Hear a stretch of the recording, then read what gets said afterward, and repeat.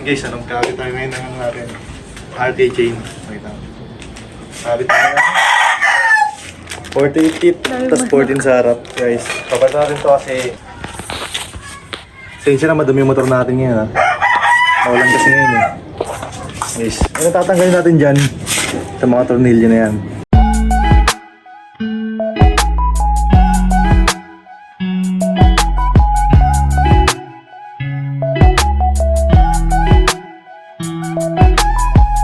Pupunta naman natin yung kadena natin. Kasi stuck pa yan eh.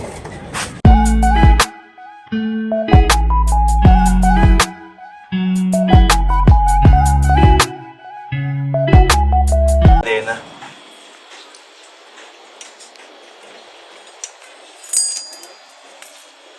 Uling yan. Next natin guys, ito tatanggalin itong mags. Tanggalan natin yung kadena guys, diba? Tapos nalulugan na natin yung sprocket. Next natin tatanggalin natin to 19mm yan ha. 19.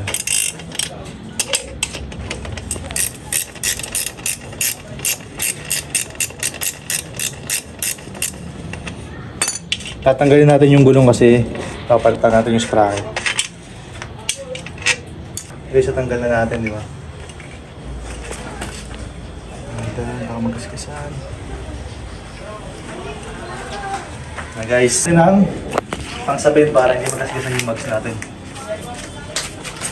Kanina niluwagan na natin itong mga tornilyo na to para madali na lang tanggalin. Hindi tayo mahirapan magbaklas. Yan, 6 na tornilyo lang yan.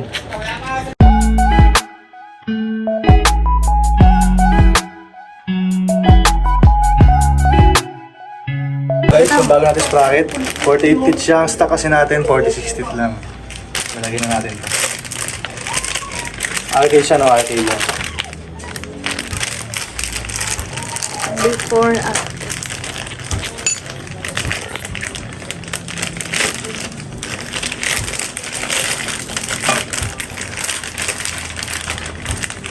Kami kasama pa siyang sticker, oh.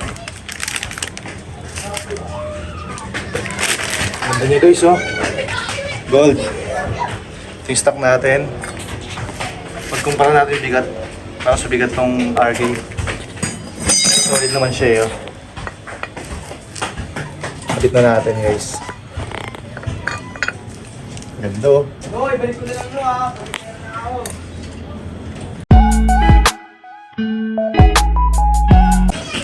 Saktong higpit lang muna tayo dito ngayon sa ano. Bali, higpitan natin siya ng todo pagka nasa motor na. Pag may kadena siya. 10 seconds. Tapos next natin guys, yung sa harap naman, tapos kakabitan natin yung kadena natin. Yung sa harap na sprocket natin, siyempre tatanggalin natin itong chain cover.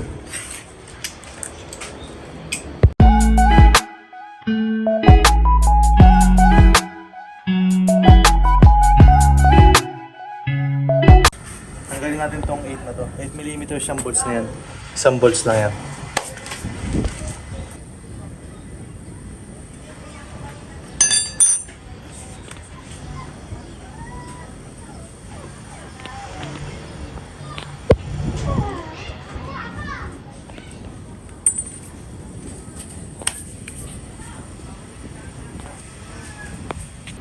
Napakadumi, oh.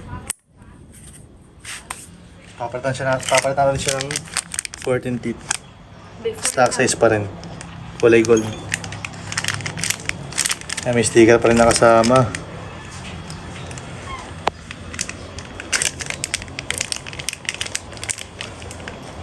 Ito siya. Dumihan na. Nakikita naman yung purpose yung ganda. Ganda, oh. Gold. Balikan natin to.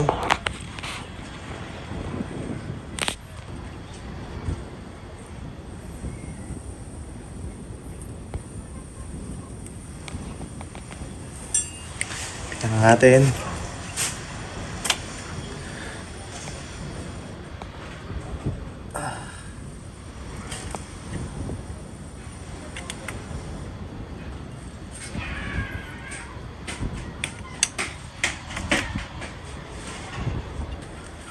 Yan. Ang guys, next natin tong kadena. Tignan na natin. Okay. So. Hop. Sticker rin nakasama. Ang ating sticker. So, bali may kasama na siyang chain loop. Naka-chain loop na siya.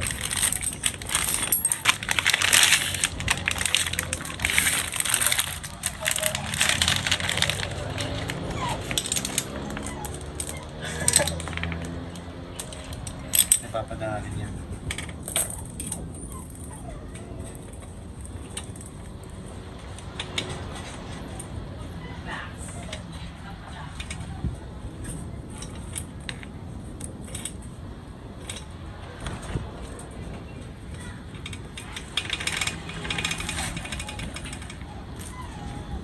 Sakto ah.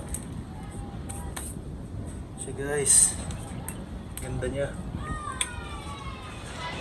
Balik na natin ngayon yung gulong. Tsaka cover na ito.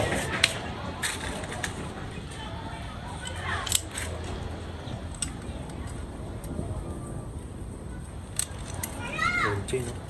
Oh. Ganda. Ganda, parang tanga.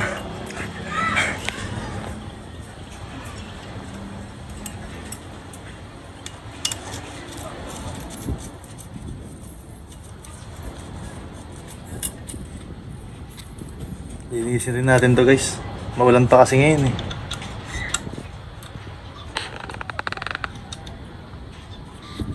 Dito saktong higpit lang dito kasi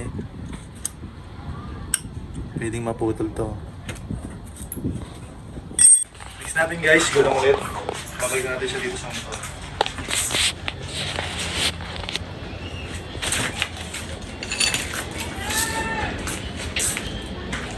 Stay sir, huwag niyo makakalimutan.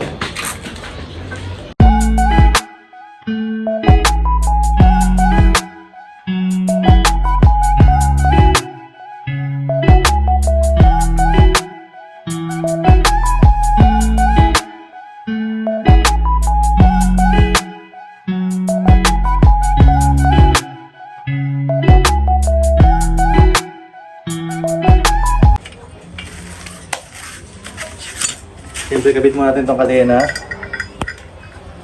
bago natin siya putulan. Kaya na meron siyang kasamang ganito. Tapos yung pinakalock niya. Pabawasan natin siya guys ng mga tatlo. Ayan. Masigipan pa natin.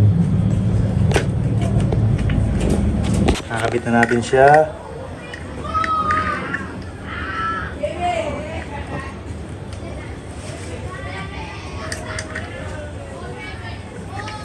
Shit. Kulang. Kulang isa? Ha? Pero dapat mali na po doon to. Ay, gagi.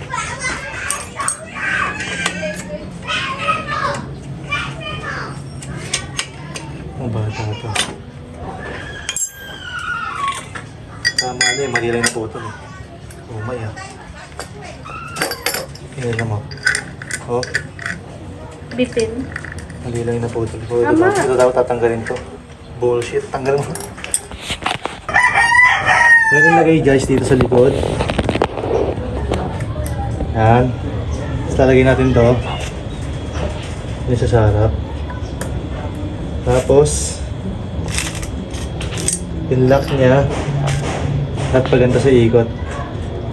Pag ganun yung ikot, dapat doon nakapatalikod. Yung lock. Natin siya. Next naman natin, adjust natin yung kadena.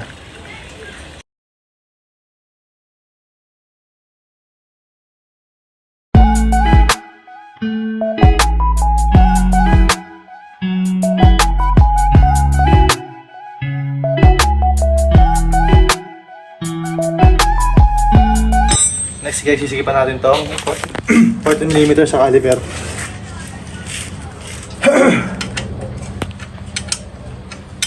Gigipitan na natin to.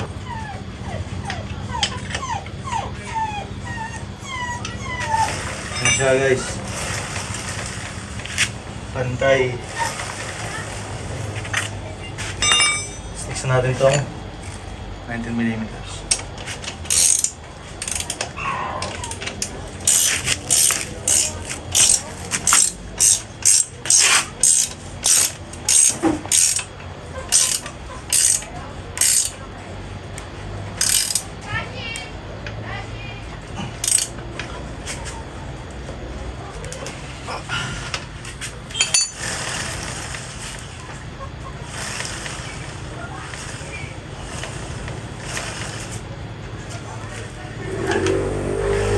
Sakto lang.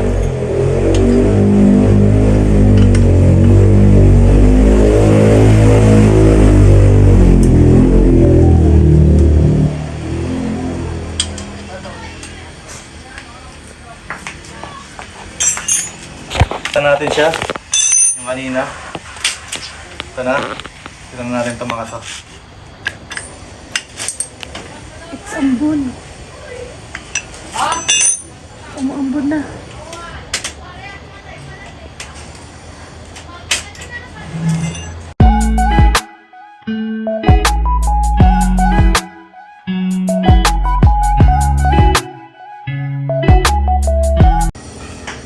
Okay siya.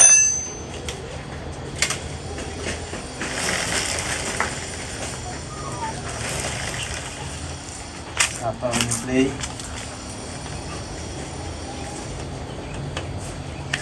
Okay na guys, so yun. Tapos na natin yung kubit ng chain set.